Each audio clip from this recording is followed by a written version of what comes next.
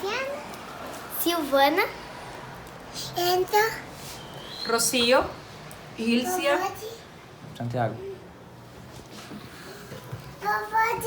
eu vou te falar.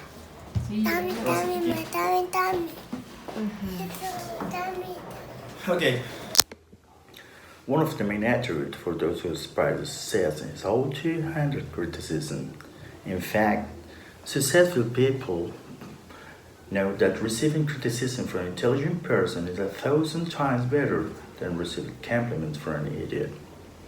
But this age of internet, criticize and be criticized seems to have become a national sport rather worldwide. Never before has criticism been used so without ceremonies. Everyone has an opinion, even what they don't know. I confess that I'm scared by the level of comment I receive in Facebook, Twitter, and other social networks.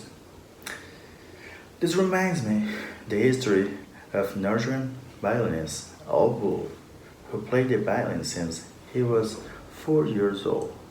After spending time in college with average teachers, decided to perform concerts.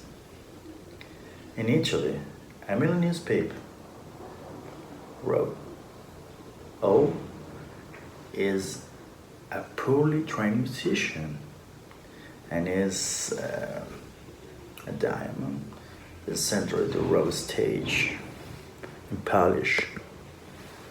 All read the test and face two possibilities: being nervous or learning from criticism. He decided on the second one. When the newspaper headquarters and asked to see the critic who, with encouragement, received him. All spent the afternoon talking to the 70-year-old journalist who pointed out the flaws and gave him advice on how to improve performance. After conversation, Oli canceled the rest of the concert and immersed himself in 6 months history, this time with a high-profile teachers. After weeks, days, and hours of study, he felt firm to continue the concerts, and at the age of 26, became one of the best musicians in Europe. Examining the history of Old Bull, we can learn about form and content. First, the critic was thought, but it was not disrespectful. One, all, knowing the critic intelligent, understood that is the way opinion, also negative, should away. An humble thought advice of those who know a lot about the subject. If for today, following the internet trend, perhaps the critic will write all what's a majority bad musician in a theater. Now will probably choose to be nervous and ignore or attack the critic, missing the opportunity to plunge into perhaps refine his art. The critics of everything on the internet have not yet understood that the successful criticism is an activity that requires intelligence to combine form with content. They did not realize their thickness of ignorance and trained those who just publish Eric. So let's talk in terms of emotional intelligence. Emotional intelligence is the ability to control feelings and our reaction to the different situations of experience in our life. Identify the reason that led him to feel certain emotions and therefore have more control over them, developing a healthier relationship in all areas of his life.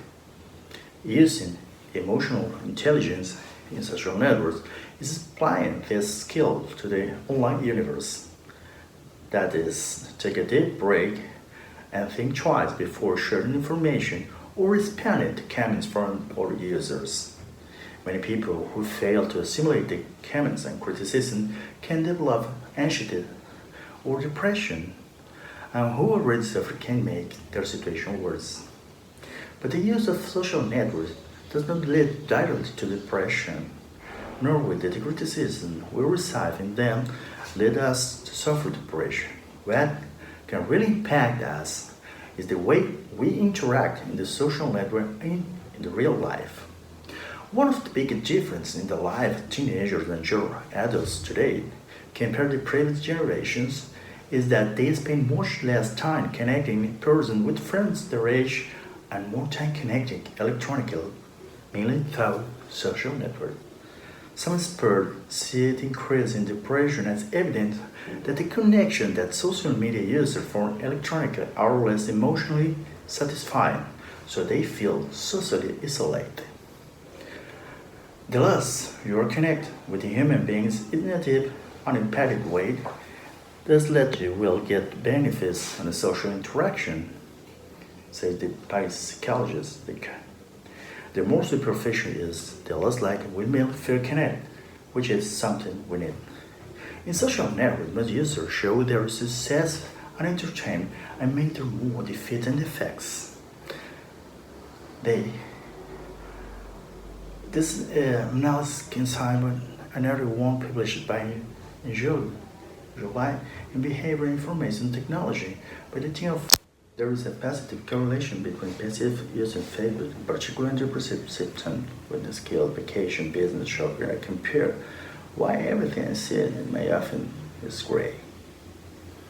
Anyway, it's not to use a social network that little relate to depression, but that certain preconditions and a particular type of use increase the risk of depressive tendencies. It's important, therefore, to clarify the impression that everyone else is better than oneself. In fact, very few people post negative experience in social networks. Social networks have no more than 15 years of existence, and it's still not well understood what impact can cause in a long term on our health, but research suggests that we have to be cautious. A 2015 investigation found that people who constantly use Facebook had more depressive symptoms compared to those who hardly use it. Another study conducted in Twitter found that negative and depressive traits have instead increased for the past few years. Other research in Instagram found that depressed people use filtering their image to less brightness, less saturation, making it darker, white and black. That demonstrates how we can use digital image to evaluate clinical symptoms instead using traditional passive words.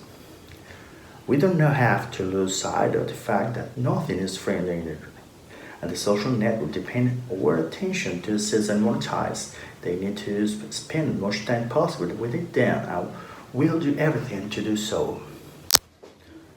We don't have to lose sight of the fact that nothing is free on the internet, and the social network depend on our attention to assess and monetize. They need to spend as much time possible with them, and we'll do everything to do so.